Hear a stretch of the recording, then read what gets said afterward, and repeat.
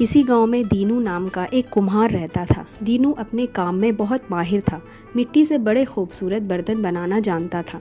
एक दफ़ा इसके बनाए हुए एक बर्तन की खूबसूरती से मुतासिर होकर गांव के एक ज़मींदार ने इसे एक छोटा सा खेत तोहफे में दे दिया। अब दीनू तो कुम्हार था, वो बर्तन बनाना तो जानता था, मगर वो खेती बाड़ी का काम बिल्कुल नहीं जानता था। इसे बस ये मालूम था कि खेत में हल चलाकर अगर बीज बो दिया जाए तो फसल उग आती है। इसने खेत में हल तो चला दिए, मगर सोच में पड़ गया। फिर वो फ़ौरन बाज़ार गया और उसे जो बीज अच्छा लगा वो उठाकर लाया। सीधा अपने खेत में पहुंचा और सारे बीज पूरे खेत में फैला दिए। दीनू किसान ने जो बीज लगाए थे वो किसी सब्ज़ी या फल के नहीं थे, बल्कि फूलों के थे। इसलिए कुछ ही दिनों में इसके पूरे खेत में हर तरफ फूल ही फूल खिल गए। हर रंग और हर खुशबू के बहुत ही खूबसूरत फूल थे। दीनू कुमार अपनी इतनी शानदार फसल पर फख्र करते ना थकता था। पहले तो सब हैरान हुए, लेकिन बाद में इन्हें कुमार के फूलों और खेत पर रस आने लगा। जल्द ही दीनू के पास रंग बिरंगे खूबसूरत फूल की शोहरत चारों तरफ फैल गई। इसके गांव के करीब ऊंची पहाड़ी पर एक गार था। इस गार में एक बूढ़ा देव रहता था। इस देव के पास एक बहुत बड़ा अजीबोगरीब परिंदा था। इस परिंदे का जिस्म बहुत बड़ा था, मगर वो उड़ता बहुत तेज़ था। एक दिन वो परिंदा उड़ता हुआ दीनू कुमार के खेत की तरफ निकला। इसने जो खूबसूरत खेत देखा तो इसका दिल ललचा गया।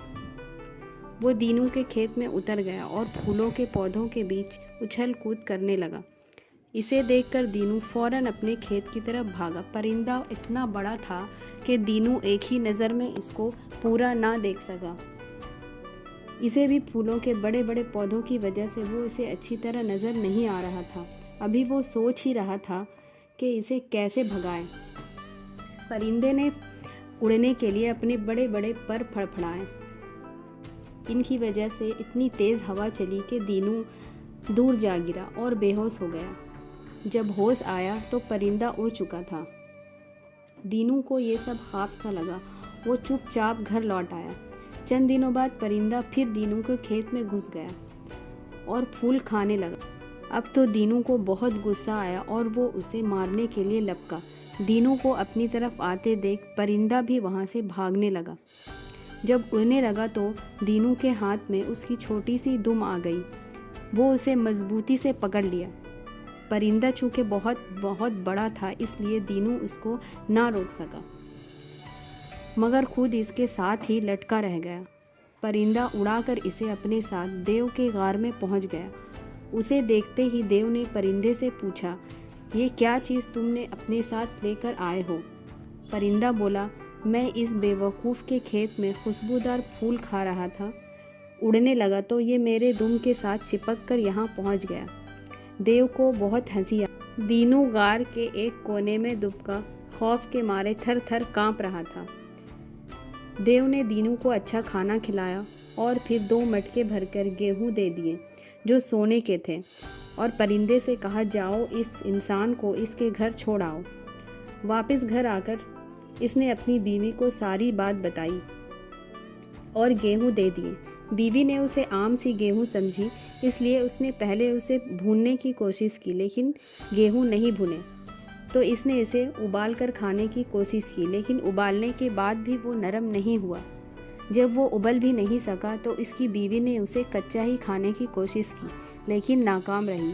आखिर दीनू बोला, ये गेहूं जितनी खूबसूरत नज़र आती है इतनी ही बेकार है। उसने सारे गेहूं कचड़े में फेंक दिए। इसी बस्ती में एक सोनार रहता था। एक दिन उसके पास एक औरत आई। इसको अपने लिए एक अंगूठी बनवानी थी।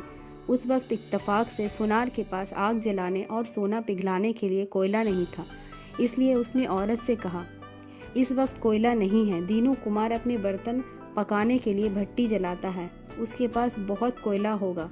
तुम जाकर इसके पास से कोयला ले आओ, फिर मैं तुम्हारी अंगूठी बना दूंगा। सोनार की बात सुनकर औरत दीनू घर की तरफ चल पड़ी। दीनू अपने कचड़े के डब्बे में इस्तेमाल किए हुए कोयले रखता था। औरत ने सोचा, दीनू से मांगने के बजाय मैं कुछ कोयले यहीं से ले लेती हूँ। ये सोचकर वो कचड़े के डब्बे से कोयला लेने लगी। अचानक उसकी नज़र सुनहरे गेहूं पर पड़ी। उसने उसे उठा लिए और जाकर सोनार को दिखाए। सोनार इन्हें देखते ही पहचान गया कि ये सोना है। पूछने पर औरत ने सब बता दिया कि ये कहाँ से मिली। सोनार ने इस औरत को घर भेजा और खुद दौड़कर कचड़े के डब्बे के पास पहुँच गया। वो जल्दी जल्दी सोने के गेहूँ ढूंढने लगा और सारे गेहूँ इकट्ठा कर लिया। इतने में दीनू भी बाहर आ गया। वो सोनार को देखकर कहा, अरे बेवकूफ़, ये सोना, इसे फेंक दो, ये गेहूँ किसी काम का नहीं, खा नहीं सकते। सोनार ने हंसते हुए बोला, बेवकूफ़ मैं नहीं तुम हो, ये गेहूँ सोने के हैं। इसकी बात सुनकर दीनू हैरान रह गया और कहा, ये गेहूँ मेरे हैं, मुझे दे दो। सोनार के पूछने पर इसने सारी कहानी बताई कि किस तरह ये सोने के गेहूँ इसे मिले। ये सुनकर सोनार के दिल में भी लालच आ गया और कहने लगा, मैं तुम्हें इसी शर्त पर ये सोने दूंगा कि तुम मुझे इस देव से इतना ही सोना लेकर दो। दीनू बोला, ठीक है।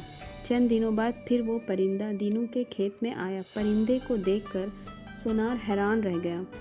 परिंदा जब वापस जाने लगा तो दीनू ने उसकी दुम पकड़ ली और सोनार ने भी दीनू की टांगें पकड़ ली। तीनों आसमान में उड़ रहे थे।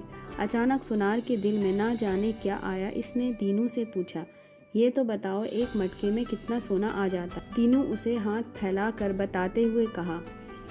जैसे ही उसने हाथ छोड़े, परिंदे की दुम उसके हाथ से छूट गई। दोनों तेजी से जमीन पर गिर गए। सोनार जमीन पर गिरते ही मर गया। दीनू उसके ऊपर गिरा, इसलिए बच गया। लालच बुरी बला है। सोनार लालच की और इसको सजा मिल गई।